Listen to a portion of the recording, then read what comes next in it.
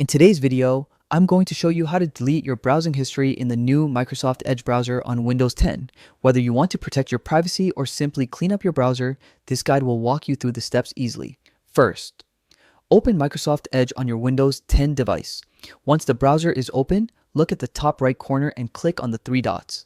This is called Settings and More. From the drop-down menu, click on Settings.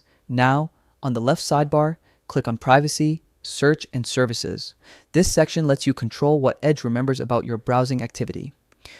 Scroll down until you find the section called Clear Browsing Data. Under it, click Choose What to Clear. A new panel will appear showing different types of data you can remove. At the top, you'll see time range. Click on it and choose how far back you want to delete, such as last hour, last 24 hours, or all time. Then, check the boxes next to the data types you want to delete.